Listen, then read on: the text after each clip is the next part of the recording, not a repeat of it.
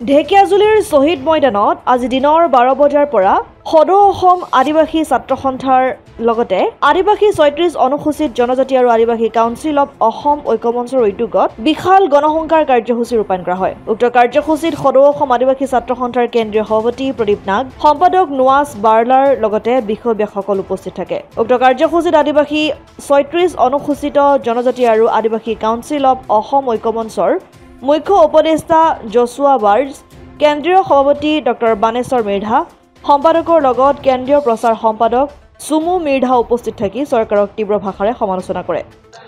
মই আদিবাসী ৩৬ অনুসূচিত জনজাতি ঐক্য মঞ্চৰ সভাপতি হিচাপে আজি আমাৰ যিটো জনজাতিকৰণৰ যিটো হুংকাৰ আমি ঢেকিয়াজুলি শ্বহীদ নগৰত শ্বহীদ ময়দানত আজি দিছোঁ, এইটো গোটেই অসম জুৰি আমাৰ অসমৰ আদিবাসী সমাজে আজি যোগদান কৰিছে আৰু সকলোৱে আজি মানে এটা গণসংহাৰ দিছে যে জনজাতিকৰণ আমাৰ হ'ব লাগিব।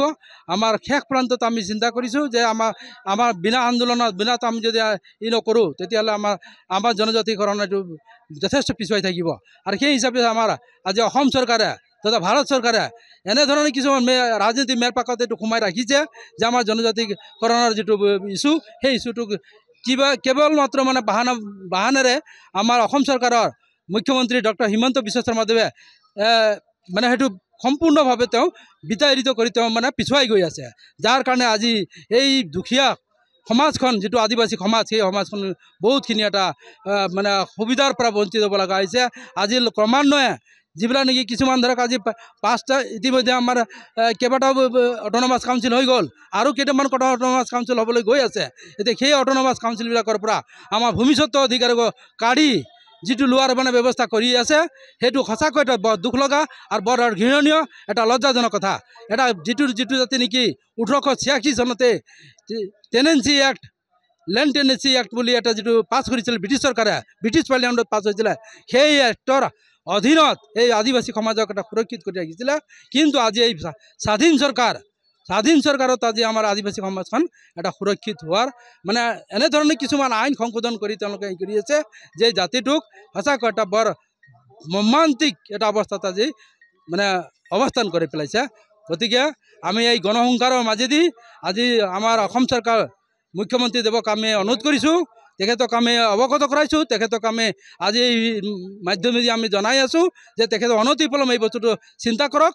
কিন্তু যদি চিন্তা নকৰে তেতিয়াহ'লে আহি থকা যিটো নেকি আমাৰ পঞ্চায়ত ইলেকশ্যন, আমাৰ 26ৰ যিটো ইলেকশ্যন, যিটো নেকি বিধানসভাৰ ইলেকশ্যন হ'ব, সেই বিধানসভা ইলেকশ্যনত আমি ইয়াৰ সম্পূৰ্ণভাৱে ইয়াৰ মানে প্ৰত্যুত্তৰ দিম বুলি আমি সাজু হৈ আছোঁ।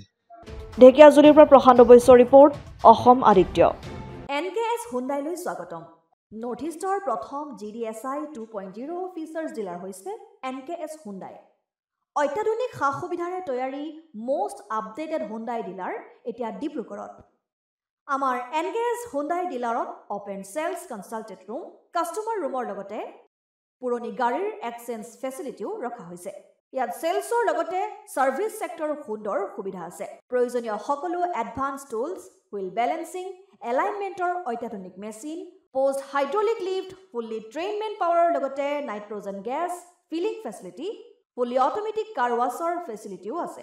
লগতে NKS হুণ্ডাই ডিলাৰে কাষ্টমাৰসকলৰ সুবিধাৰ্থে মোবাইল ছাৰ্ভিচ ভেনৰো ব্যৱস্থা ৰাখিছে, য'ত হাইড্ৰলিক লিফ্ট, ৱাছিং facility, wheel balancing, tyre pressure check কৰাৰ লগতে বহুখিনি সুবিধাই উপলব্ধ আছে। NKS হুণ্ডাইলৈ আহক আৰু সুবিধাসমূহ গ্ৰহণ কৰক।